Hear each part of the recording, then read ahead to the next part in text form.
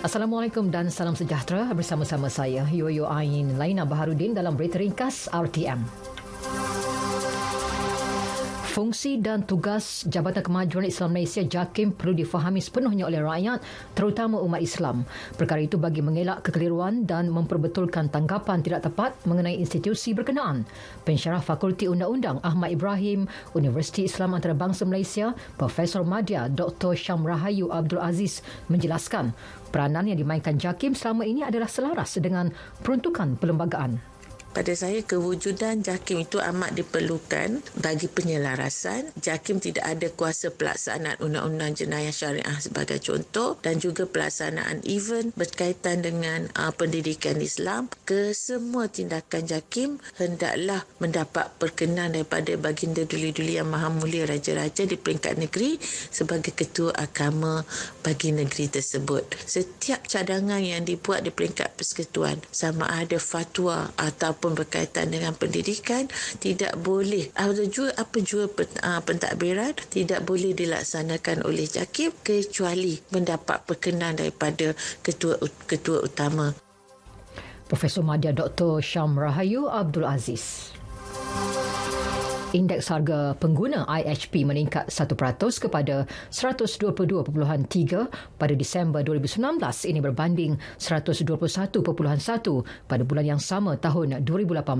Ketua Berangkawan Malaysia, Datuk Seri Dr. Muhammad Uzir Mahidin dalam satu kenyataan menyebut peningkatan itu didorong oleh peningkatan indeks pelbagai barangan dan perkhidmatan sebanyak 2.4%, makanan dan minuman bukan alkohol 1.7% serta perumahan, air, elektrik, gas dan bahan api lain 1.7%. Turut mencatatkan peningkatan pendidikan 1.7%, komunikasi 1.5%, hiasan, perkakasan dan penyelenggaraan isi rumah 1.4% serta kesihatan 1.4%.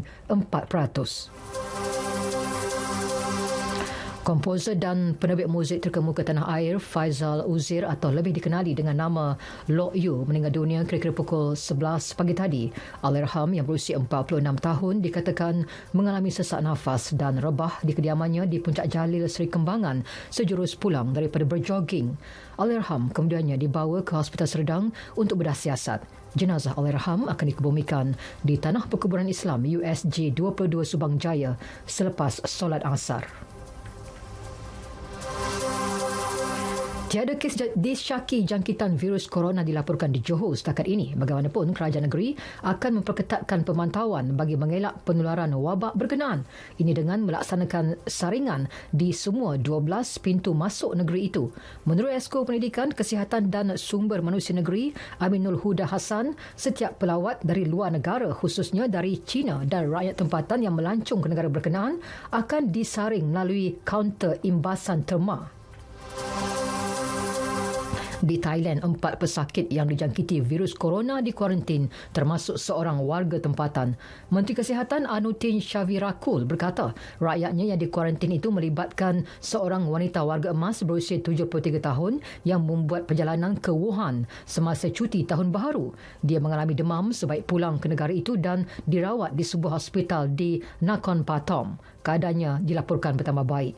2 lagi pesakit dari China telah pulih dan dihantar pulang, manakala seorang lagi pesakit akan dihantar pulang ke China sebaik sahaja ujian yang dijalankan menunjukkan bebas virus berkenaan.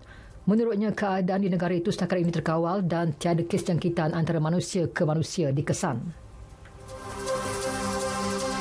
Harga minyak mentah dunia terus didagangkan rendah hari ini berikutan para pelabur masih berhati-hati dalam mengurangkan kesan daripada penutupan pelabuhan minyak utama Libya.